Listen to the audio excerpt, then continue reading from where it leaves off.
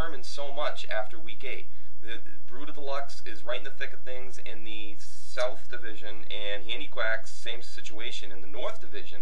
So essentially, if Handy Quacks loses this game, it could vastly affect the standings in each division, actually. So, like, I mean, assuming I win, which I'm sure I will, and Scoopers assuming you lose, which again I'm sure you will, you know, that could boost me right up to first place again. Very well said, John. I didn't even know you had that type of intellectual ability to be able to word things in that manner. I'm impressed.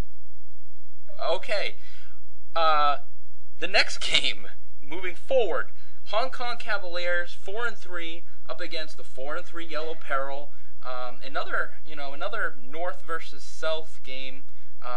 Two teams that are right there in it. Hong Kong, tied for first in the South. John, Coach Kim has the worst defense in the league, but is coming off a victory, while Coach Whiffen is railing after that loss to the Guards. What do you think will happen here? Honestly, Scooper, I can see Hong Kong coming back with a vengeance after that terrible loss. But I mean, Matt, I mean, he could either suck or he can just pull one out. Jae Young, great coach. Honestly, I have no predictions because, as I said before, it's the NFL and it's fantasy football, and I don't have a fucking clue. Well, speaking of that, you are one of the coaches who do believe vastly in, luck and matchups and fantasy gods and things of that nature. It's a very, it's a topic that we've all, probably talked about. It's controversial, it's really. It's very religious. We got, vast spectrums of size within the dynasty. Some coaches, like I know Coach Phil, believes that most of the success is based off of what you do. Then we get guys like myself, you, I think Coach Whiffen, and other guys who think fantasy gods are very much in control. And then you got guys like Coach Brandon and other people who think it's somewhere in between. I think Jae Young is some in that train of thought as well. Well, just look at your team. I mean, it's clearly like it proves our theory, right? Fact, not opinion. Well, I personally believe that we are all in control of about 25% of our fantasy success. Sure. I feel that 75% of our success is all based off of matchups, luck, destiny, fantasy gods, things like that. I feel like I am maximizing my 25% that I am in control of, which is the reason for my success. However you want to look at it, that's fine. Either way, your current status in the league is all based on luck. It's all based on luck. 100% luck. Well, I hate to kind of stop things here, but I think this is a very good topic at hand, and I kind of look at baseball as an example. Many of you probably know I know baseball probably the most when it comes to just like stats and whatnot. And the great thing about baseball, in my opinion, is that you can't just look at one friggin' game or 1 week. Any jackass can go 3 for 3 or can hit 400 in a month.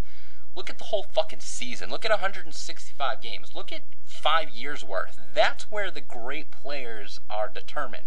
And if you look at the entire lifespan of the dynasty, look at the guys on the top 5 in winning percentage, and I think that's where you'll see who the great coaches are, and then who the coaches are that maybe have a good season or two, or have a little flash in the pants. That's how I feel about it, John. I'm sorry. Are you done with your little soliloquy? Are you off your soapbox? I'm off. You're off now? Okay, good. Well, actually, it was very nice. It was beautiful. I don't have anything else to say. I nailed it, didn't I? Well, kinda, yeah. Thank you. I don't know how, but I'm actually rooting for you now. How did you do that? There it is. Next up, we got Scoopers. Oh my God, what did I just say? Riverdale Scoopers, the #1 ranked team, 6-1, going in against Negro Damas this week at 3-4, the best passing attack in the league. John, the Scoopers are red fucking hot. They've won 5 games in a row. Michael Vick is rested up, back from his bye week. I'm 4-3 all time ago against Coach Tamulus's Negroes. I'm sure Coach Phil and myself are going to be checking our phones often while we're sitting there rooting the Pats at Heinz Field. John, have I convinced you that my team is legit, that my coaching ability is second to none, and that I'm going to continue my winning ways? No, but for some reason, I am rooting for you. Like, your whole speech earlier, I don't know what it was. That's what I do in the locker room before the game to my players, during halftime, all week in the training facilities. How do I get you in the Amber Alerts room? How do I get you in there? I need you to talk to my team. Well, that would be collusion. We can't do that. You don't see Bill Belichick. Come on. Listen, there's only one Chad Hennegate situation, okay? And I can't. I'm striving for that 100% commissioner rating this year. I've busted my ass, breaking my balls, doing everything I can. I'm not gonna risk it by coming in your goddamn locker room. I'm fighting against you for the division right now. All right, how about my 2013 second round pick? Done. Okay, the next game is the Heritage Park Hunters, sitting at 4-3.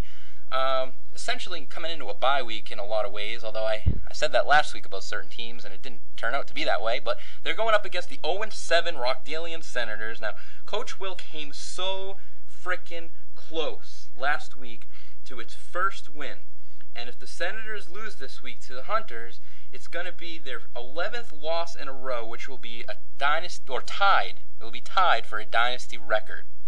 And then next, we got the 1-6 Iron Dogs up against the 4-3 Bubblegum Shrimp.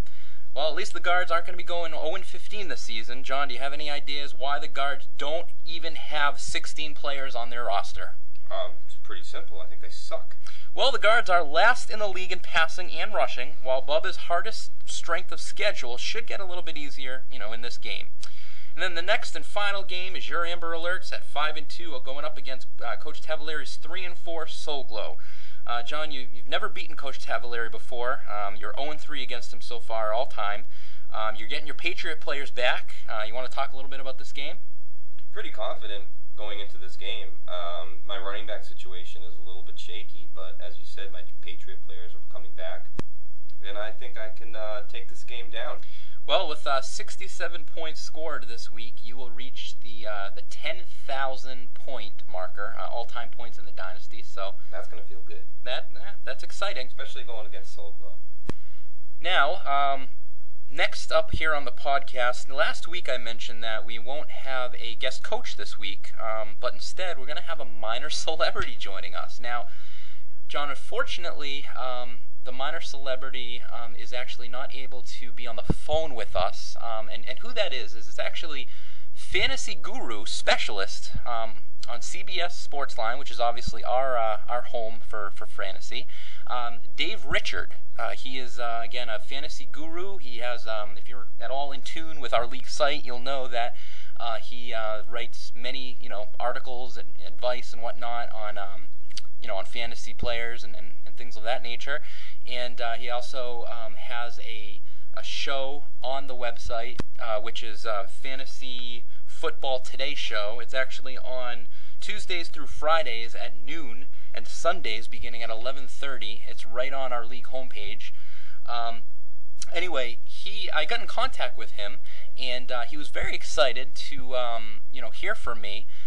But I guess CBS does not allow him to be on non-media type of broadcasts. This is media? What gives? That's what I thought too, but I guess due to legal obligations and things like that, he wasn't, he's not legally able to come on to the podcast, which it's kind of bullshit, but whatever. However, he was gracious enough to, I emailed him a couple of interview questions, and he did respond.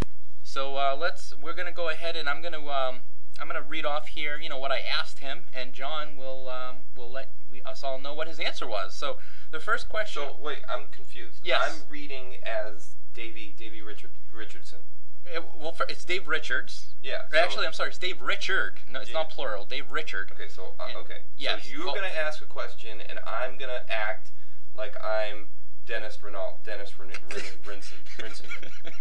Well, you don't really have to act as if you are him, but if you want, you certainly can. It's up to you. I can't act like him. I've never seen him. I've never met him. I don't even know. So you are not so you haven't watched the show. It's that. Now all the answers are. Oh yeah, all the answers. Now we know why you're like 10th in winning percentage all the time. Okay. Now I get it. Anyway, yes, you can read his answers how you see fit. So here we go.